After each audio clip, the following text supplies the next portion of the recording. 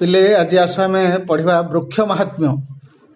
ये वृक्ष महात्म्य विषयटीर कवि होचंदी जगन्नाथ दास। जगन्नाथ दास ओडिया साहित्य रे पंचदश शताब्दीर शेष एवं षोडश शताब्दीर प्रथमार्धरे जन्मग्रहण करथिले।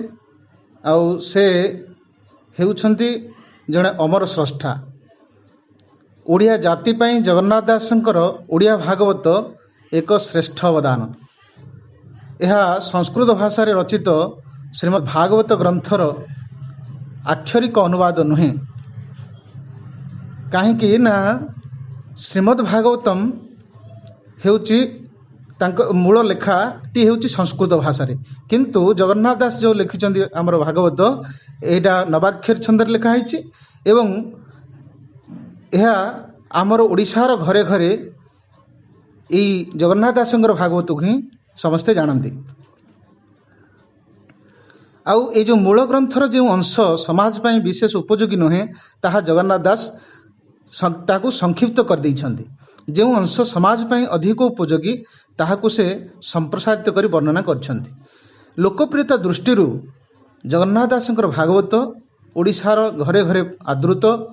ओडिया भागवत व्यतीत जगन्नाथ दासंकर आउ केतेक जनाशुना रचना हेउची तुलाभिणा, अर्थ कोइली, दारु ब्रह्म गीता एवं मृगुणी स्तुति। पिला माने लक्ष्य करिवो ए जो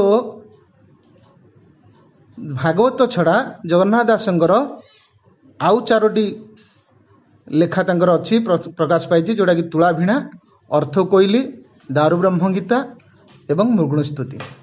आमे जो आज ये पाठ्यांशटी आलोचना करिवा यह जगन्नाथ दासंकर ओडिया भागवतर दशम स्कंद जहाँकि गोपलीला अंतर्गत आज आसाम त्रयोदश अध्याय अर्थात अध्याय आसी विषयटीर कवि अनुसार कवि श्रीकृष्ण मुखरे वृक्षर महात्म्य वर्णना कर। जगन्नाथ दास ओडिया साहित्य रे जेहेतु पंचदश शताब्दी शेष एवं षोडश शताब्दी आमर प्रथमार्धरे मनुष्य मानकर जन्मग्रहण करथिले ताहाकू एठारे विशद भाव रे वर्णना हेउछंती। तेणु वृक्षर महार स्रष्टा से तांकर गोप बालक मानकू ओडिया जाति पई जगन्नाथ दासंकर ओडिया भागवत विषय वस्तु को जीवा श्रेष्ठ अवदान।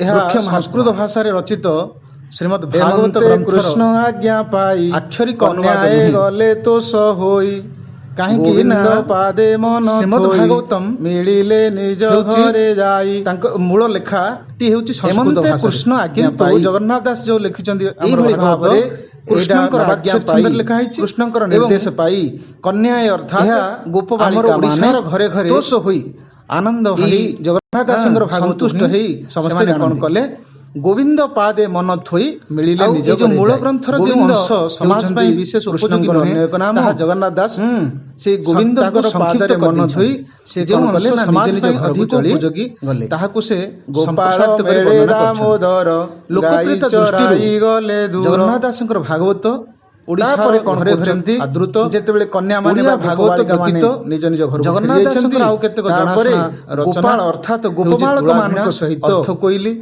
दारु ब्रह्म गीता, दामोदर एवं जे कि श्रीकृष्ण स्तुति।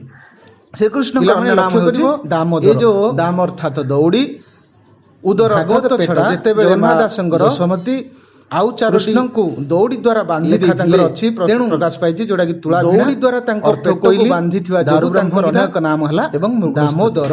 दामो आमे जो दामोदर तेणु गोपाल बालक आलोचना करिवा तो यह दामोदर जे कि भगवान श्री कृष्ण ओडिया भागवत चराई चराई दशम स्कंद रे दूर को चाली जहाँ कि गोपलीला निदा घर अंतर्गत जो लागी त्रयोविंश होइले दुख भागी 23तम अध्याय अत्यंत ग्रीष्म काल এই अंशरे ग्रीष्म समय कृष्णक मुखरे ग्रीष्म समय रे महात्म्य वर्णना कर। सूर्यंकर तेज लागी उताप लागी पोए जगन्नाथ दास एठारे पोए अर्थात किपरि हमर बुझाउछंती मनुष्य मान माने ग्रीष्म समय रे सूर्यंकर ଅତ୍ୟଧିକ ଉତ୍ତାପ ଲାଗିବାରୁ ସେମାନେ କଣ ହେଲେ ବୃକ୍ଷର ମହାତ୍ମ୍ୟରେ ଭାଙ୍ଗି ପଡ଼ିଲେ। ସେ ତାଙ୍କର ଗୋପ ବାଳକମାନଙ୍କୁ ଦୁଃଖ ଭାଗି ବୁଝାଇଛନ୍ତି। ଚରାନ୍ତି ଗୋରୁ ଯିବା ଶୀତଳ ଛାୟା ବୃକ୍ଷ ତଳେ ବୃକ୍ଷ ମହାତ୍ମ୍ୟ ଯେହେତୁ ଗ୍ରୀଷ୍ମ ସମୟରେ ଅତ୍ୟଧିକ ଗରମ ହେଉଛି ତେଣୁ ସେମାନେ କଣ କରୁଛନ୍ତି ନା ଗୋପମେଳେ ଗୋପବାଳକମାନଙ୍କ ସହିତ ଭଗବାନ ଶ୍ରୀକୃଷ୍ଣ